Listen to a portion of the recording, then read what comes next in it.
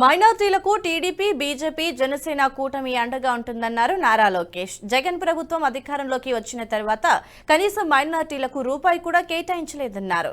YCP ప్రభుత్వ వేధింపులతో నంద్యాలలో ఓ కుటుంబం ఆత్మహత్య చేసుకున్న పరిస్థితి నెలకొందని మండిపడ్డారు.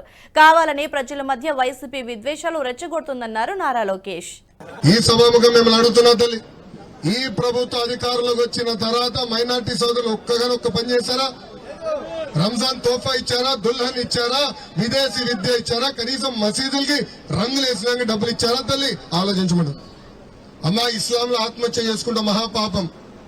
అలాంటిది ఈ ప్రభుత్వం వేధింపుల వల్ల మనం చూసాం. నంద్యాలలో ఒక కుటుంబం మొత్తం, అబ్దుల్ సలాం అయిన కుటుంబ సభ్యులు మొత్తం ఆత్మహత్య చేసుకున్నారు.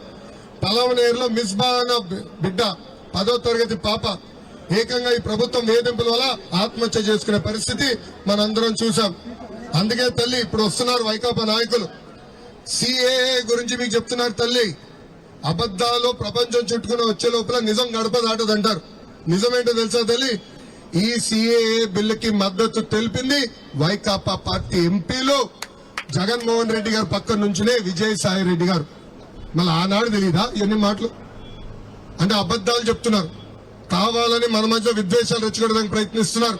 అందుకే మైనార్టీ సోదరులందరూ తెలుస్తున్నా, ఎన్డీఏలో ఉన్న Telugu Desam party, Janasena party, Bharatiya Janata party ఎక్కడ మైనార్టీ సోదరులు ఉన్నా వాళ్ళని గుండెల్లో పెట్టుకుని కాపాడే బాధ్యత మేము తీసుకుంటామని ఈ సభాముఖంగా నేను అందరికీ తెలుస్తున్నాం. ఈ వీడియో మీకు నచ్చినట్టయితే లైక్ చేయండి, 10 మందికి షేర్ చేయండి. అలాగే కామెంట్ల రూపంలో మీ అభిప్రాయాలను మాతో పంచుకోండి. Nationalist hub group of channels ను సబ్స్క్రైబ్ చేసుకుని తెలుగునాట జాతీయవాద జర్నలిజాన్ని ప్రోత్సహించండి. ఈ వీడియో కింద ఉన్న బెల్ ఐకాన్ పై క్లిక్ చేయడం మర్చిపోవద్దు.